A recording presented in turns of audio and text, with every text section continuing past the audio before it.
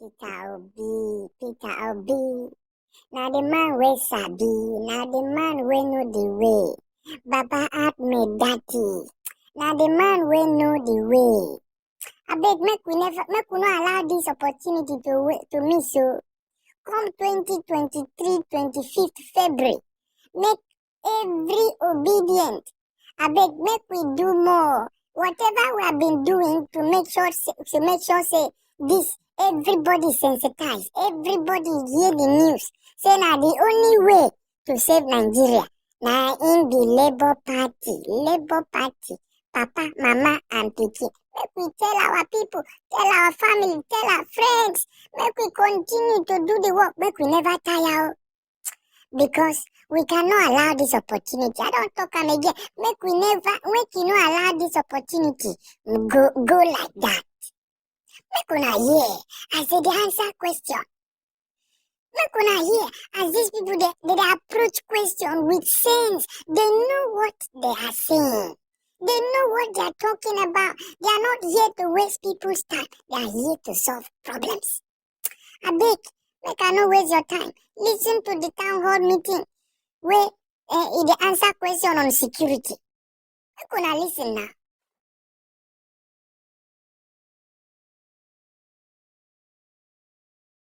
Number 3, what is your view on security sector governance and how will you handle this if you emerge as president but you are not in control of the parliament?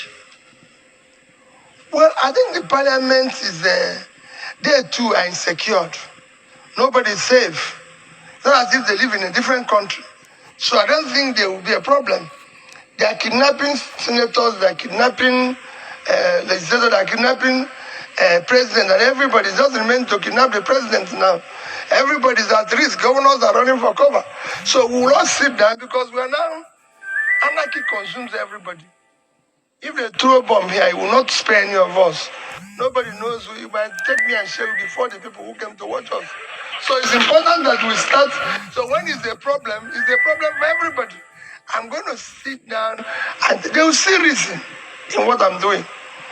It is not going to be a government where even the citizens, I'm going to bring both state actors and non-state actors alike together and make everybody see reason why we should save the country and build a better country for all of us, our children and grandchildren.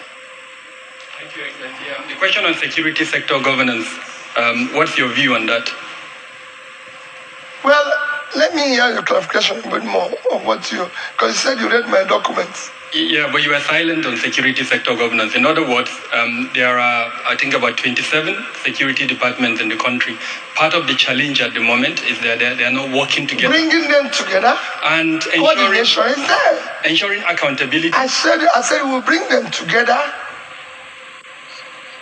make them work as one, ensuring accountability, ensuring effective service, and making sure they are responsive,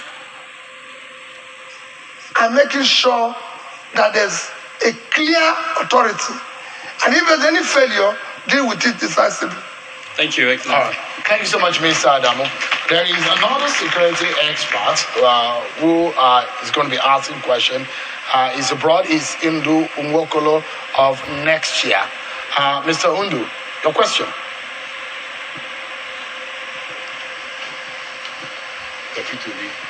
My name is Dr. Ndu Nwokolo. I'm a partner with Next Year. Next Year is an international multi-competency development firm based here in Nigeria with offices across the world. So these are my questions, and I wish that you help Nigerians to understand how you're going to solve our security and safety challenges if you become Nigerian president. First, defense and security sector got the biggest budgetary allocation in 2023 financial budget, which is 13.4% of the total budget, or 2.98 trillion naira. While we acknowledge the rising insecurity and the need to improve safety and security of citizens, there have been established relationships between militaries and defense procurement, as well as corruption in Nigeria. And while the military is underperforming, we have been pointing fingers at how procurement issues have been carried out in the time past. If you become Nigerian president come May 2023, how would you handle the close nature of procurement in the military and defense sector? B, what significant steps will you be taking for Nigeria to reduce our spending on arms? Second question. According to next year violent database, between January and December 2022, about 3,032 Nigerians or people who live in Nigeria were victims of kidnapping. Considering the effort your government made at fighting such issues in Anambra State when you were governor, what will be your practical steps as a government in the war against kidnapping in Nigeria? This is because, judging from the way kidnapping is done in Nigeria, each region has a uniqueness of its kidnapping challenge, and this needs to be solved.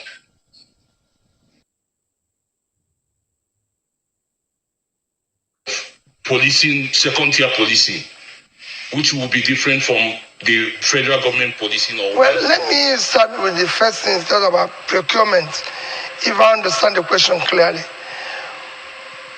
Every procurement, be it in the military or in any other sector, will be transparent.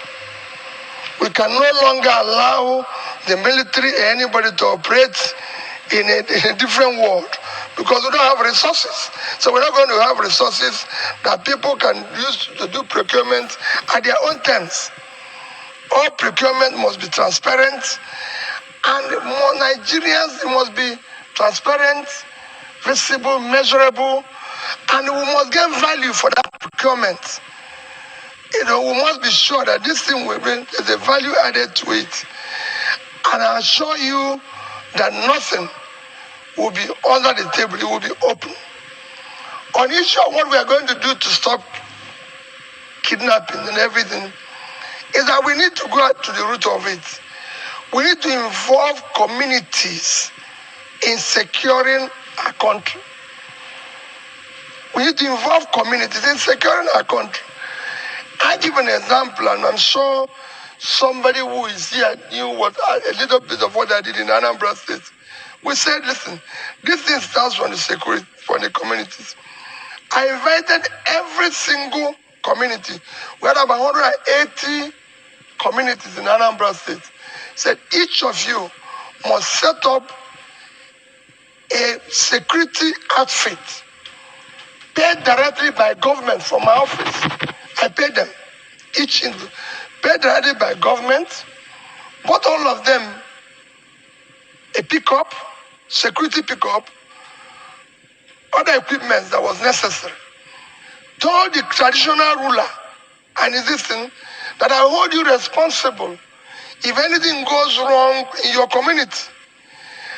If anything goes wrong in this community, we hold you responsible. And we have 180 communities where we have a telephone line connected and everything. If you do anything in one community, within 5 minutes, everybody have received the message and everything. If you have, and then moved on from community, went to local government, the state, working with approved federal agencies, and it became clear within a period of less than 1 year. The difference was clear. We can do the same thing nationally. There's no reason why we should not have local government policing, state policing, and of course, national policing. That has to be enshrined in the law. The Constitution does not recognize that. How would you achieve that? I just told you what I did without the Constitution. We have to start somewhere before we amend the Constitution, because we can't wait for the Constitution until all of us are kidnapped. We can do this, forget about what we... I'm not saying it won't come into the Constitution. If I go and do vigilante in the village, you don't need the Constitution to start, because people have to secure the people that will make the Constitution. Otherwise, they won't even be alive to change the constitution. We have to be alive for the constitution to be changed. I'm telling you what I'm going to do. Using my position as the president today, I'll sign.